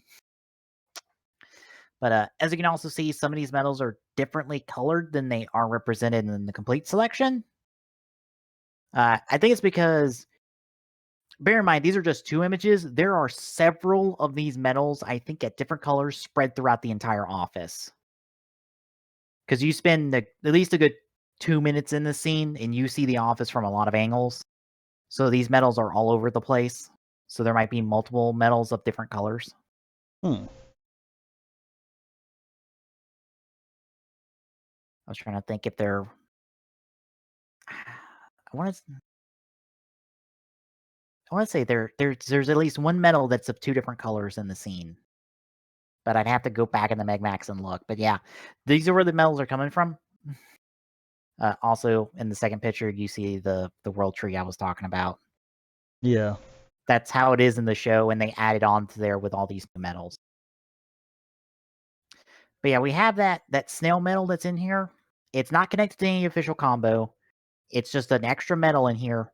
But on the World Tree on the website, it's in line with a kangaroo medal and the panda medal. The kangaroo medals from the Hyper Battle video for O's, and the panda medals from some giveaway of some sort. I don't remember. But the kangaroo and the panda medal could both be arms, or both arm medals, but the kangaroo can double as a leg medal. So that possibly means the snail medal could be a head medal. And because of its arrangement, it's in line to possibly be a combo in of itself. Possibly. So we might have snuck in another new combo in here and we're just not talking about it. Well then. Yeah. That might just be me going too far, because if you look at how the World Tree is laid out, you see Tajador up top, you see La Tarata next, and then the Gatakiriba combo, and then the Sagozo combo, and the Shishota combo. They're all next to each other in terms of forming a combo. And that's how it's duplicated in the World Tree. And the fact that those three are next to each other in a like combo-esque setup like the rest of the World Tree is, I kind of have to assume like it could be a combo. We'll have to wait and see. But yeah, I think that's pretty cool. Although for those of you who are wanting to spend out money to get essentially all of the medals, and this includes the Super Tato Bomb medals from Megamax as well, the Burr Hawani medals from O's Wonderful, the original Scorpion Crab Shrimp medals from Movie Work Horror that the new ones are based off of, or the new colored ones are based off of. All these new core medals, the X Amazon and Stronger medals from Megamax as well. Even two different versions of Unk's broken core medal, a cracked one and a split in half one. Huh. And even all the medals to form the Tamashi combo from Let's Go Kamen Rider. And I'm not sure what the Civil Rimmed, Tajador, Gatakiriba, and Tora medals are. Those might be King Combo related medals. I'm not sure. But yeah, all this, it's going to cost... what was the price? It's kind of expensive.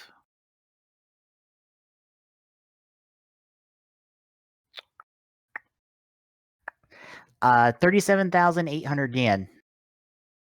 That's $378 for those wondering. Youch. Bear in mind, this is everything O's related. Because, like I said, it will do all the combos in the show and in the movies. It will even do the love combo that's a joke in one episode. It will do the special Tajador call out from Ankh. It will do the King combo from the flashbacks of O's. It will have music from the show available to play through the O's driver. I think the only thing it doesn't have is lights in the driver itself, but that's because all of the electronics and lights and stuff are in the scanner for the O's driver. There's nothing in the belt itself in terms of lights. There might be for sound effects, but I think most of it's in the scanner, like it was in the original toy. But yeah, that's it. I just wanted to bring it up because of the new combos, and they all look pretty cool. I was just so surprised by this because I did not expect this, which makes me go, well, Wizard had a lot of unused sound effects. Whenever we get to a complete selection Wizard driver, I wonder when they throw in all the rings for the show if they'll do like more rings, like all these unused rings that we never got, or who knows what else. I would think so.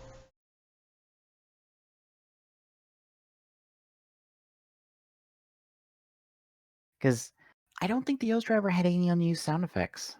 I don't think.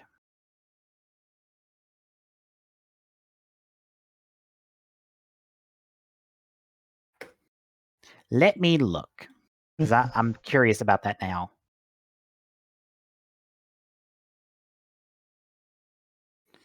Da, da, da, da, da.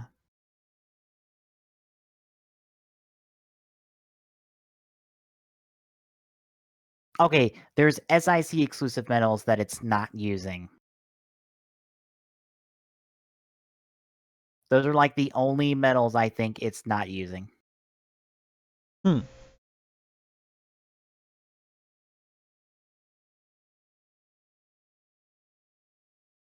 Wait. The silver-rimmed metals in the set are from Hasty Generations Final? What? Well then. I did not know that. I just looked at this and it's like, oh yeah, these silver rim runs are from Hasty Generations Final. Apparently Foundation X created them.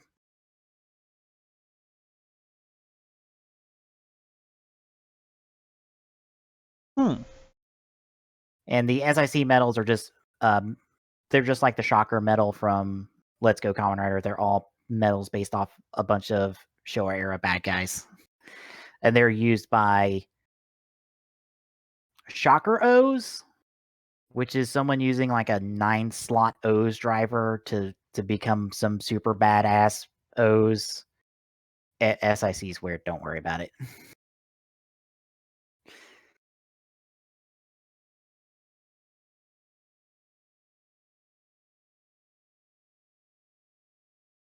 But that's all I got. Tell me, what do you got? Mine, yeah, the title kind of says it all. Adventure Time's getting an open world game. It kind of sounds like it's one of those things that is going to be weird enough to work. Mm-hmm. Essentially, it's going to be a open world game. Wanting to say that utilizes like RPG elements even. Okay, fast-paced tactical combat. So Probably a little bit of real-time strategy, most likely. probably, but in an open world setting. So it's one of those that I'm like, this might be crazy enough to work. But yeah.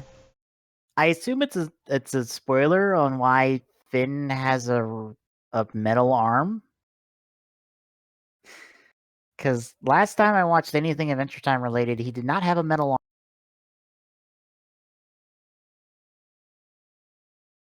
Probably is then. I'm trying to think, was the last thing I saw of Adventure Time, did he lose his? I don't remember. It's been way too long since I watched anything Adventure Time related. But I guess you might have a party of 4 at least? Yeah, it's looking like 4. So I see Finn, Jake, Bebo, and Marceline. Marceline, yes. I was like, vampire name. Shit, what is her name?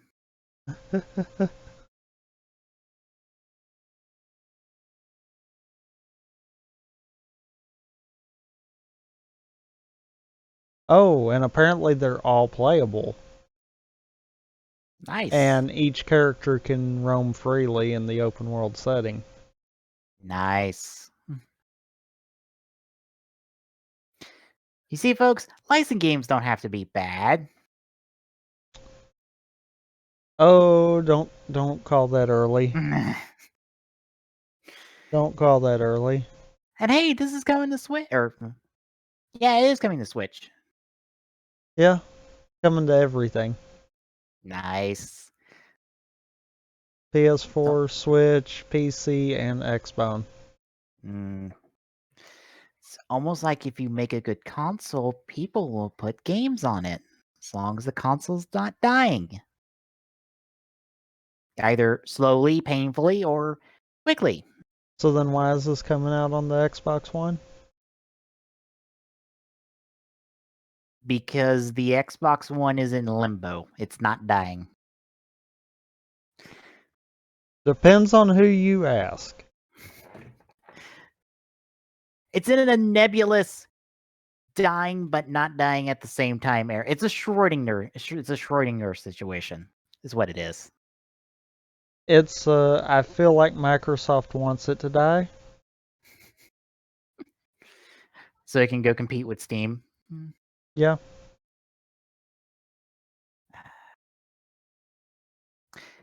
You know, I brought up talking about a Halo 5 video earlier. You know what watching that video made me realize? What?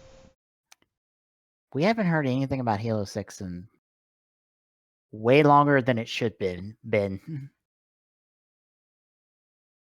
Well, let's see. We were supposed to have 4, 5, and 6 all out within what, a 4-year span originally? Probably. Like from the time that 4 dropped to the time that 6 dropped should have been 4 years. Mm-hmm. I think 3 of those were the distance between 4 and 5. Mm-hmm. And 5 came out last year, was it? Or 2015. so yeah, we should have heard something about 6. Yeah, Because it should watching have it. been coming out next year. Yeah, and it's not, most likely.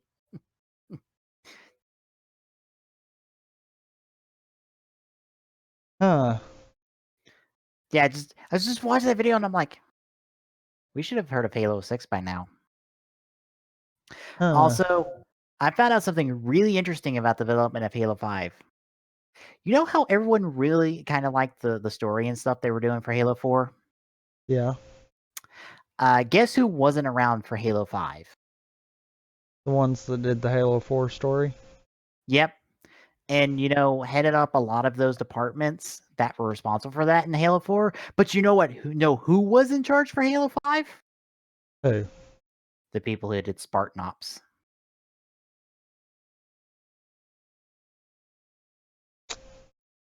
Well then. As soon as I heard that at the top of the video, I'm like, that explains so goddamn much about Halo 5.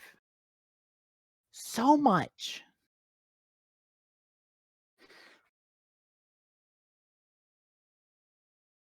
It's like, hmm.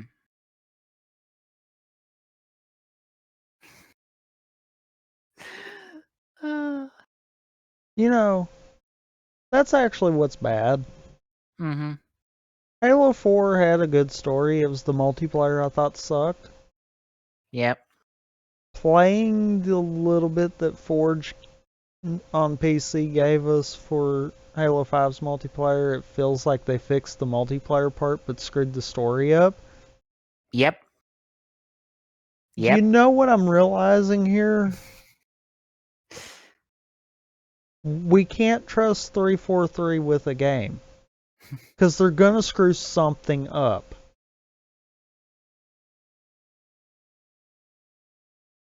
I think what happened was they got full of themselves with Reach because it was already an established game. They just went in and tweaked it. Mm-hmm.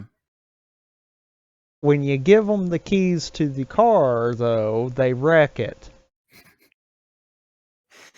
Mm-hmm.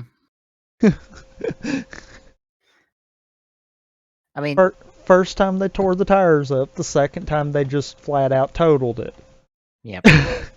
I mean, I'll repeat what I've said about Halo 5 before. I commend them for trying to give spotlight to brand new characters, a whole set of brand new characters that outside of Buck were only established in ancillary material for Halo. But the story you're telling in 5, they should not be the main characters. And they are the main characters because you play as them in the majority of the game. It's not balanced like it was in 2. You play as Osiris more than you play as Blue Team. and for the story you're telling about Chief losing one of his best friends, and then going, wait, I can get her back. I can save her. And then have that blow up in his face. Yeah, Chief and Blue Team need to be the main characters. And also Blue Team need to have characters, because I don't think they have characters really in this game besides Chief. Well, and okay, I'm going to say this too. Here's another thing that differs greatly and probably helped in making the problems be even more visible. Mm-hmm. Halo 2 focused on 2 characters. Halo 5 is trying to focus on 8. That's a big difference there. Yeah, 6 of which you have to, at some point, explain their backstories in-game.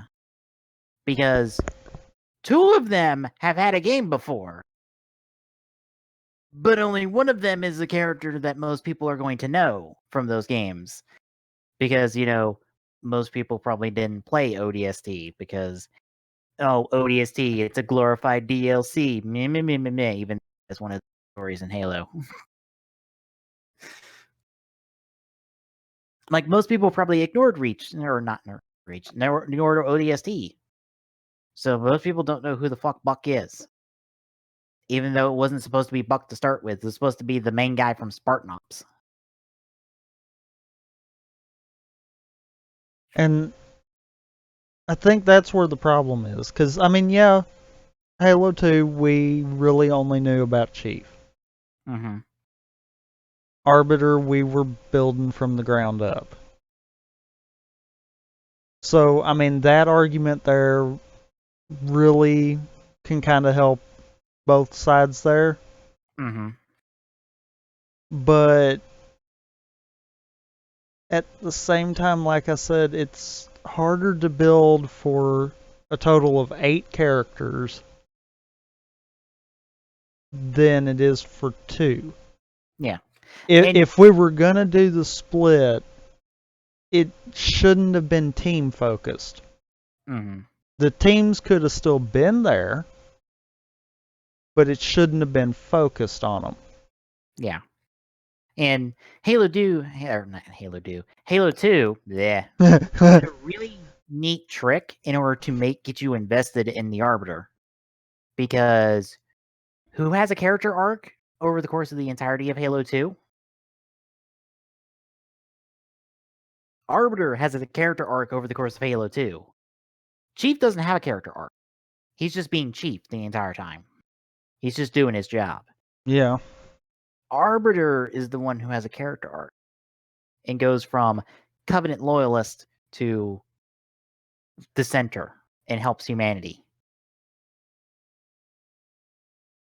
Like, the game wins you over with him over the course of the game because they give him a character arc and they don't give Chief a character arc because we don't need Chief to have a character arc. And, okay, we can go a different path there and even be like, well, okay, it wasn't just the Arbiter that got a character arc, it was actually the entire elite race that kind of got development. Yeah. Yes and no.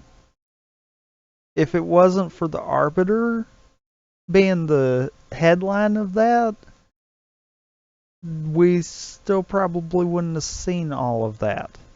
Mm-hmm. And that's why that worked so well. They did turn the Arbiter into a character, so we did get to see that entire race development instead of just a character development. Whereas with this, they're trying to do team development, and they're not really putting emphasis on the team leaders. Because it's the same concept on a smaller scale. Yeah. Instead of doing an entire race, you're doing 4 people. Mm-hmm. Why can't we get that working? They don't even do what Halo 2 does in the opening, where they have paralleling scenes. Like, Halo 2 opens with paralleling scenes between Chief and Arbiter. Mm-hmm. 5 doesn't do that. It doesn't commit to the whole idea that we have two stories going on here. It's more like we kind of do, but we don't really focus on the one that's important. And we don't really show it either because in the analysis, he pointed out that like Buck says like all the Spartans are going to hate Osiris for hunting down Chief. We never see anything about that. You know what I honestly feel like should have been done with it? Instead of us having Halo 5, we should have had 2 different Halo 5s come out. One focused around Chief, telling his story only and focused on that side of it, and one focused on Osiris and their story. Because it was obvious they couldn't split properly. Unfortunately, that they made that painfully obvious. Yeah. It's one of those, in all seriousness, they should have done something like that. They could have still made it one game. They could have still made it Halo 5.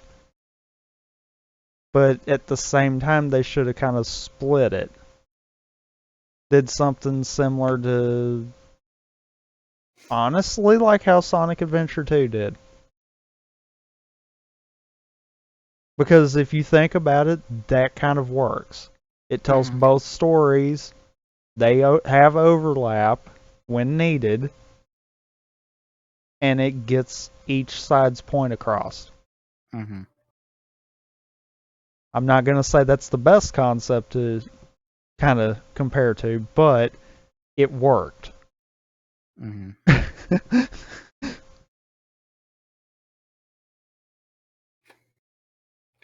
Yeah. Also, Once Upon a Time made me think about this because Once Upon a Time kind of does the same thing Halo 5 does, where it goes, all right, we're bucking our old bad guys because shit, what's his name? Not the guy. Shit. What is his name? The main bad guy from 4 that you send into the well. What is his name? The Didac. Yeah. We're bucking the Didac. We buck his hand in the beginning of the game, pretty much, and we move on to Cortana as our main bad guy, presumably going forward.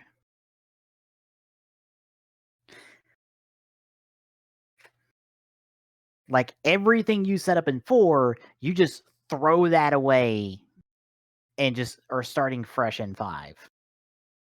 Yeah, and what happened to this being the Forerunner arc?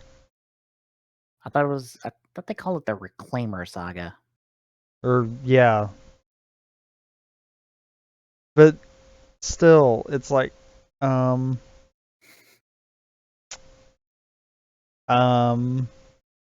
that not why we introduced the Didact? Was to kind of give us the overall bad guy here? You know, kind of like how the Covenant was for the first trilogy? Nah, we kill him in Halo Escalation. I'm being serious. We kill him off in Escalation. Like it's assumed he's not dead, according to the book. But for all intents and purposes, he's probably fucking dead.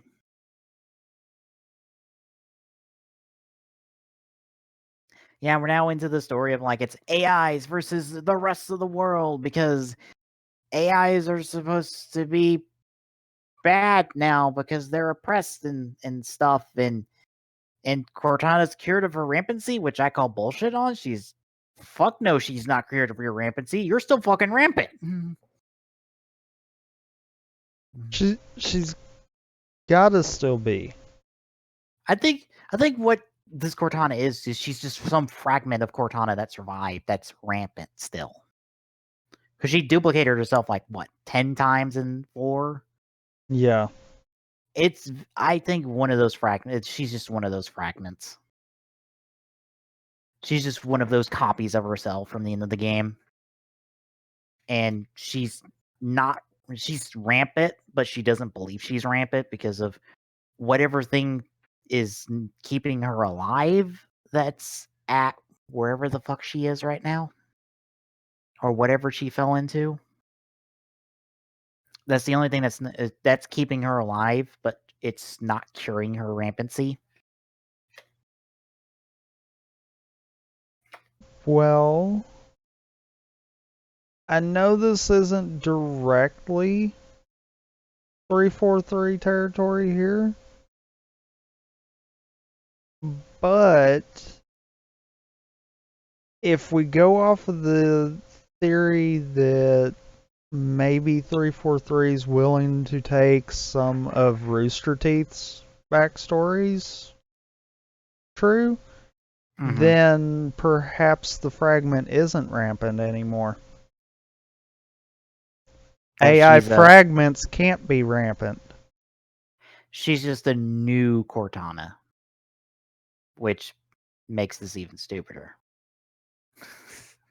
Because when you mention that, it's like, wait a minute, yes, she could be a fragment, and if they're using the logic that was built in Red versus Blue, then technically she wouldn't be rampant. She would just be a fragment of Cortana and probably only hold, since she does have a problem with humanity, probably the grudge part that Cortana had. Mm-hmm.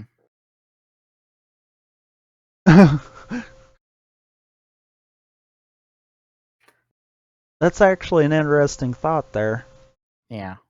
And it makes me wonder if that's what they're going with, or if that's just one of those that it sounds like it might be a concept. Mm-hmm.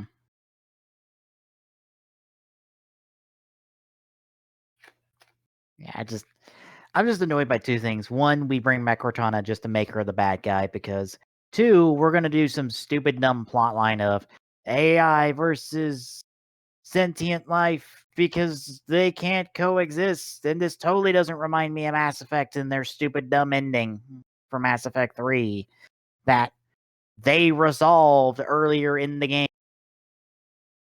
It's like, yes, you can coexist. Yeah.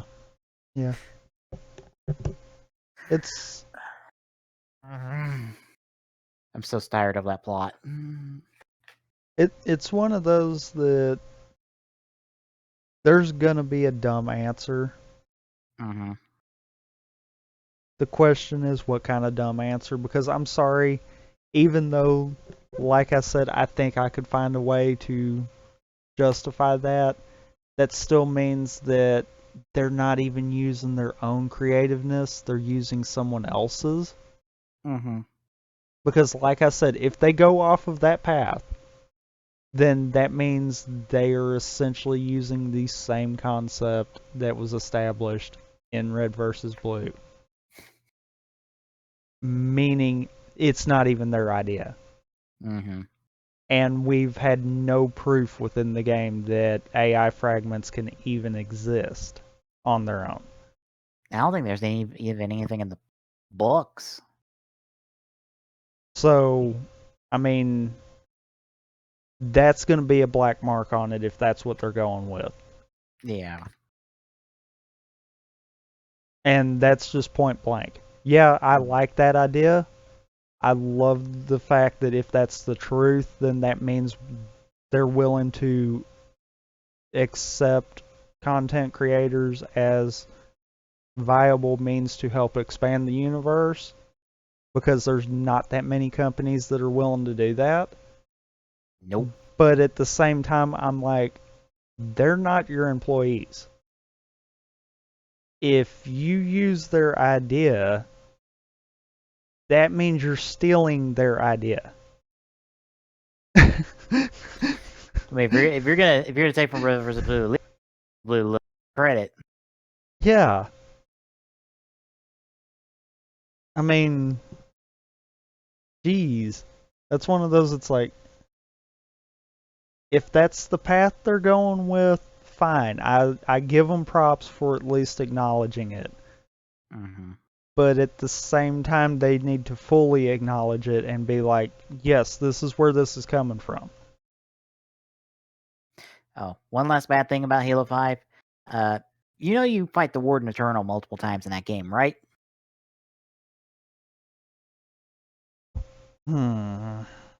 Guess how many times you fight the same boss over the course of the entire game? How many? 7. I started to say 5. Nope, No that joke. I lucky little started to number say 7. 5. Yeah. Nope, that lucky little number 7. 7 times you fight Warden Eternal. And it's the same boss fight every single fucking time. 7 times. That is way too fucking much.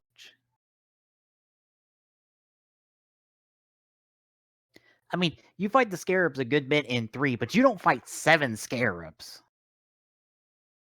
You fight... Actually, you fight 6.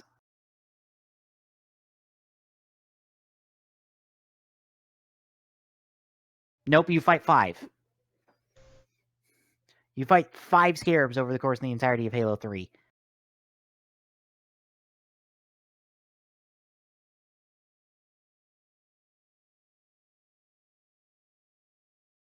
I can't think of all of them then.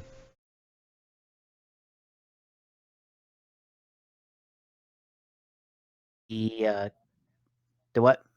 I can't think of all of them then. That's what's bad. I'm sitting here trying to think, and it's like, I can't place them. You break it up on me again. Really? I shouldn't be breaking up.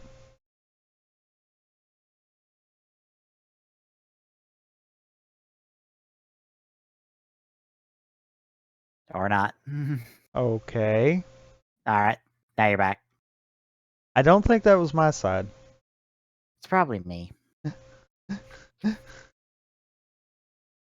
Yeah, it's 5. Isn't it 5 scarabs over the course of the entirety of Halo 3? I can't place them all if it is. Because there's 1 in Africa, then there's 2 on the Ark. Oh wait, no, it's 1 on the Ark. It's 1 on the Ark, and then it's 2 in the snow outside the control room. So it's only 4.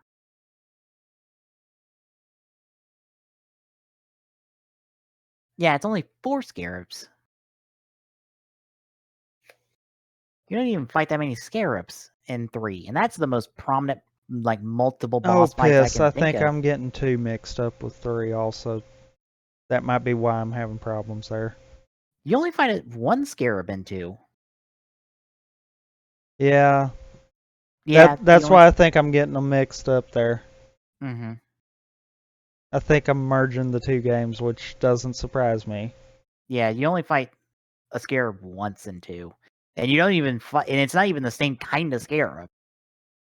So it's not even the same kind of fight. Because I want to say the 2 scarab is more just you clean out the scarab and then it blows up. Whereas Yeah. in 3, you have to actually blow them up. Yeah, the 1 and 2 is the one in the city. Mm-hmm. Yeah, for some reason I was thinking about that one, and then I was counting some of the others in 3, and it's like, I still can't place all of them is what the problem is there. Even when you Yeah. told me that, it's like I'd have to play it to remember. Mm-hmm. But yeah, like, and even then, the scarabs aren't that hard of a fight, and they're not that bad. Mostly because it's just shoot the leg, get up there, kill the thing, be done. They're not drawn out, really, if you know what you're doing. But Warden Eternal is super drawn out because he gets teleport happy, I think. Ugh. Yes. Just the worst. Teach the enemies how to teleport, and that's all they want to do. Yep.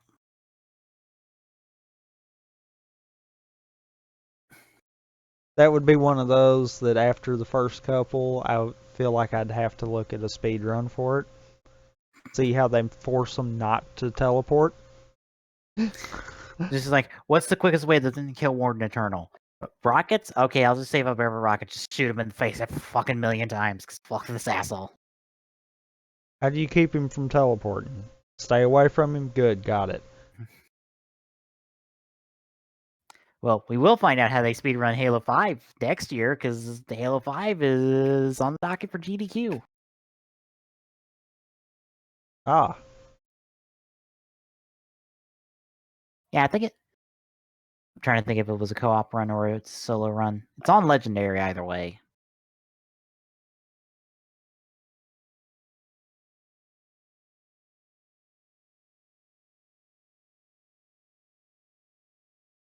It's just a straight Legendary, so it's one person. Okay. It's on Monday at like 11 for me. So it'd be 10 for you.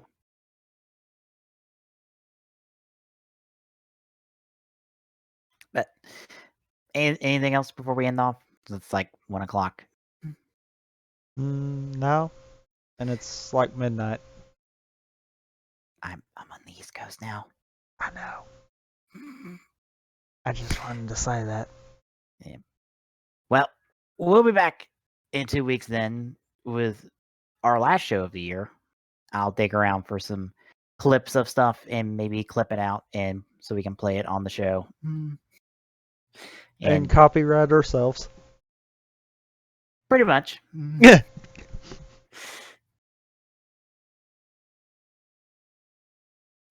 But yeah, we'll be back into. I'll be back Tuesday with something most likely. I will probably try to stream something within the next couple of days. I don't know what.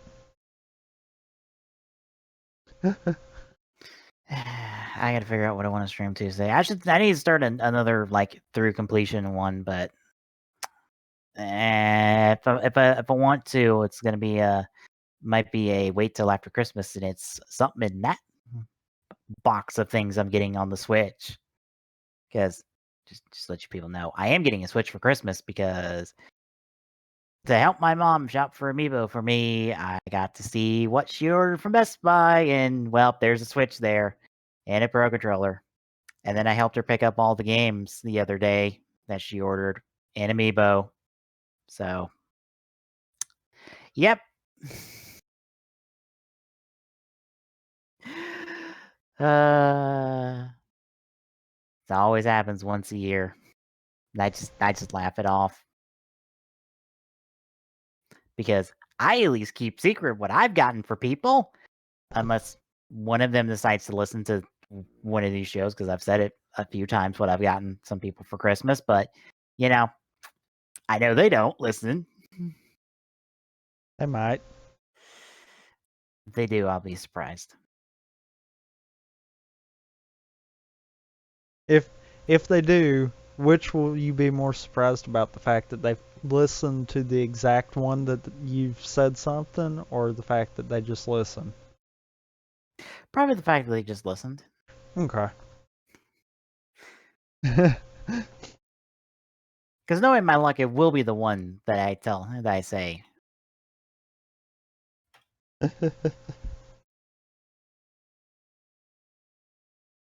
Also, I'm gonna try to get those articles and stuff together for writer recommendations and final form discussion, but I might.